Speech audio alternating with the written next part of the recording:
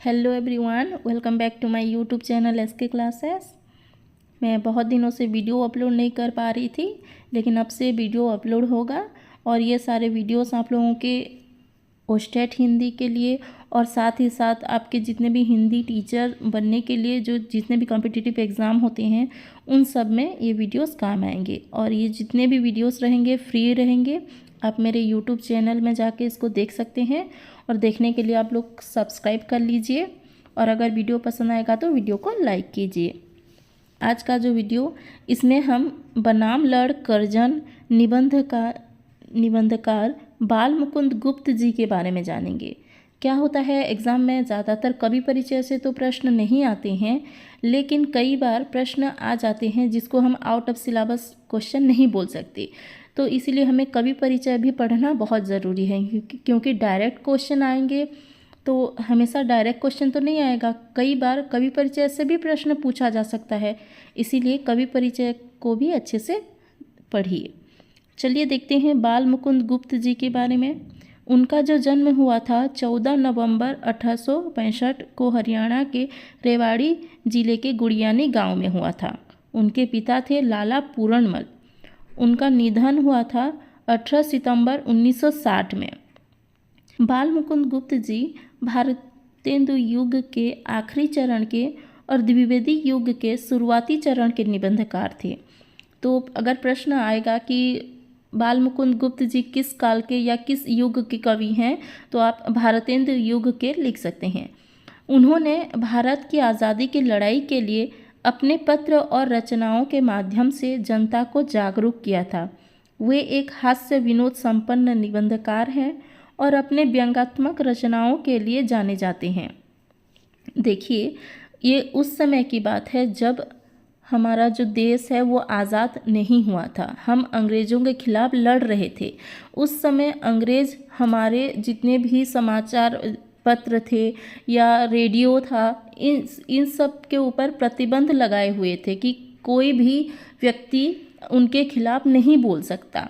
उस समय ऐसे कुछ कवि लेखक थे जो अपनी रचनाओं के माध्यम से, कलम के माध्यम से लोगों को जागरूक कर रहे थे और लड़ाई के लिए प्रेरित कर रहे थे। उनमें से थे यहाँ हमारे जो निबंधकार बाल मुकुंद गुप्त। ये भी अपनी रचनाओं के माध्यम से व्यंग्यात्मक ढंग से अंग्रेज़ों के खिलाफ हमारे देशवासियों को जागरूक कर रहे थे।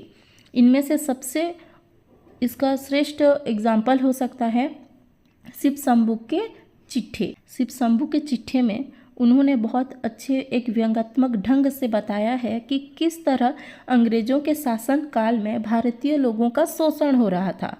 इसको एक व्यंग्यात्मक ढंग से उन्होंने प्रस्तुत किया है। चलिए आगे देखते हैं। उनकी जो मुख्य कृतियाँ हैं वो हैं शिव शंभू के चिट्ठे, उर्दू बीबी के नाम चिट्ठी, हरिदास, खिलौना, खेल तमाशा, स्फुट कविता, बाल मुकुंद गुप्त निबंधावली।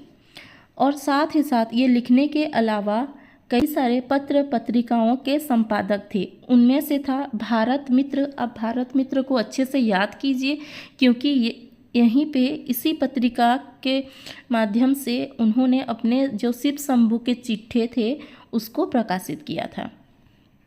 उसके अलावा अखबार गुड़ियानी, हिंदी बंगवासी, हिंदुस्तान, इन सभी पत्र पत्रिकाओं के संपादक रह चुके थे हमारे निबंधकार बाल मुकुंद गुप्त जी। और भारत मित्र का प्रकाशन हुआ था सन 1877 ईस्वी में। अब इस बात को ये इतना डीप आने की कोई चांस नहीं है एग्ज़ाम में, लेकिन फिर भी याद रखिए, क्योंकि भारत मित्र में जो आपका बनाम लड़ कर्जन है निबंध, वह भारत मित्र में प्रकाशित हुआ था। ठीक है, तो इसके लिए आपको क्वेश्चन भी ये भी पूछा जा सकता है कि भारत मित्र पत्रिका का प्रकाशन कब हुआ था, तो 1877 ईस्वी में हुआ था। चलिए देखते हैं शिव शंभू के चिट्ठे, जिसके अंतर्गत है बनाम लड़ कर्जन। ठीक है, तो शिव शंभू के चिट्ठे बाल मुकुंद गुप्त जी का एक व्यंग्यात्मक निबंध संग्रह है। इसमें टोटल 14 निबंध हैं। ठीक है, इसमें टोटल यानी कुल 14 चिट्ठे हैं। और यह जो है ये शिव शंभू के चिट्ठे ये एक साथ प्रकाशित नहीं हुए हैं। ठीक है, ये अलग अलग समय में हुए थे। तो 1903 से 1905 के बीच में शिव शंभू के जो 14 चिट्ठे हैं ये प्रकाशित हुए थे। ठीक है, और ये 14 चिट्ठे कौन कौन से हैं? पहला है बनाम लॉर्ड कर्जन, ठीक है, जो कि हुआ था 11 अप्रैल 1903 में। उसके बाद है श्रीमान का स्वागत, और यही है हम लोगों का निबंध। ठीक है, इसी को हमें आगे पढ़ना है, बनाम लॉर्ड कर्जन। ठीक है, ये हमारे पाठ का अंतर्गत है। बाकी जितने हैं ये हमारे सिलेबस में नहीं है, लेकिन अब एक प्रश्न ये भी आ सकता है कि शिव शंभू के चिट्ठे में से कौन सा चिट्ठा नहीं है। ठीक है, इस प्रकार से भी प्रश्न आ सकता है, कवि परिचय में आएगा ये।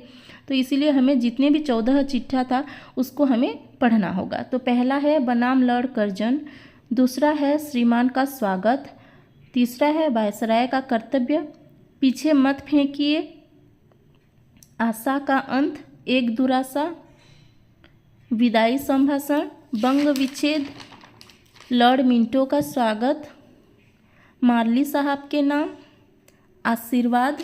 आप इसको अच्छे से देखिए और लिख लीजिए। शाइस्ता खां का खत पहला, शाइस्ता खां का खत दूसरा, सर सैयद अहमद का खत तीसरा। तो इनमें देखो प्रश्न दो प्रकार से आ सकते हैं। जैसे शिव शंभू के चिट्ठे में कुल कितने चिट्ठे थे? 14 चिट्ठे थे, लेकिन उसमें से 8 चिट्ठे बनाम लॉर्ड कर्जन के नाम पे थे। बनाम लॉर्ड कर्जन उनके नाम पे 8 चिट्ठे थे। ठीक है, इस बात को भी ध्यान दीजिए, दो प्रकार के प्रश्न आ सकते हैं। शिव शंभू के चिट्ठे में बनाम लॉर्ड कर्जन के अलावा और कई सारे व्यक्तियों के नाम चिट्ठे थे, जैसे कि 2 चिट्ठे यानी 2 पत्र जो हैं लॉर्ड मिंटो के नाम पे थे। उसके अलावा मिस्टर मार्ली के नाम पे कुछ थे, शाइस्ता खां, अलीगढ़ के छात्रों के बारे में और पंजाब के लाला यशवंत राय के बारे में भी कुछ जिक्र हुआ था। कुछ पत्र उनके नाम के भी थे। तो जितने 14 चिट्ठे थे उसमें से 8 लॉर्ड कर्जन के, और उसमें से पहला जो है, पहला पत्र बोल सकते हैं हम उसको, या पहला चिट्ठा, वो है बनाम लॉर्ड कर्जन, जो कि हमारा निबंध है जिसको हम आगे पढ़ने वाले हैं। ये जो शिव शंभू के चिट्ठे हैं, इनमें शिव शंभू कौन है? यहाँ पे लेखक खुद हैं शिव शंभू।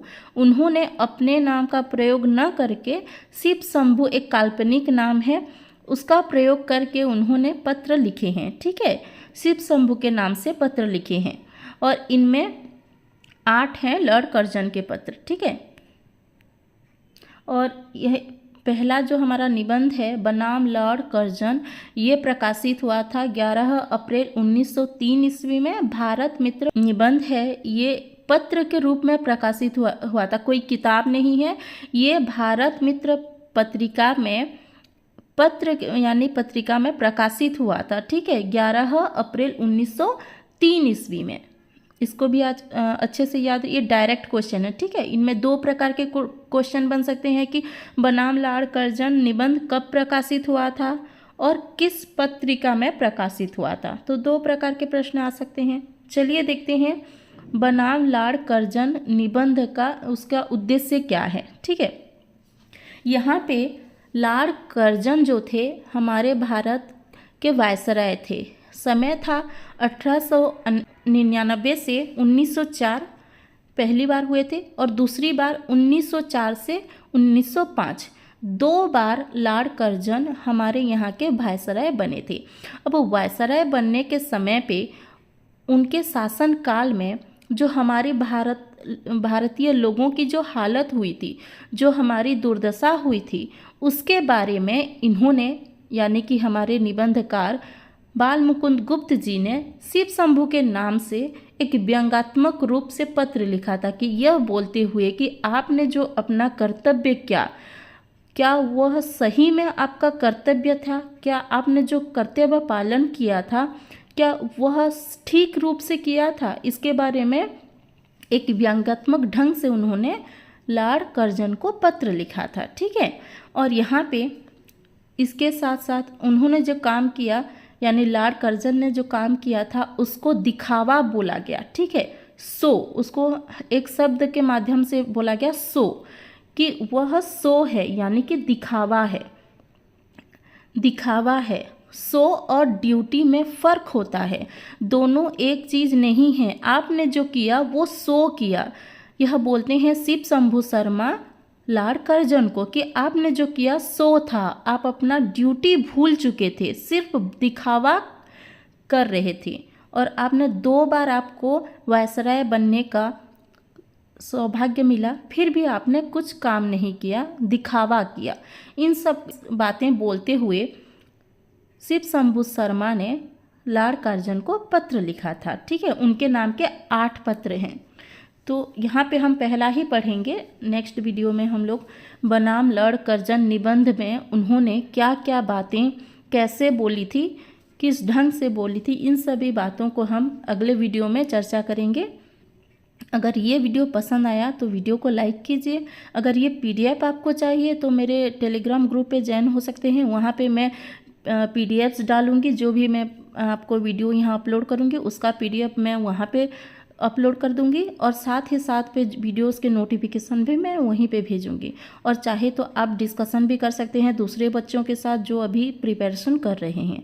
तो टेलीग्राम ग्रुप पे ज्वाइन होना चाहते हैं तो उसका लिंक मैं डिस्क्रिप्शन बॉक्स पे लिख दूँगी।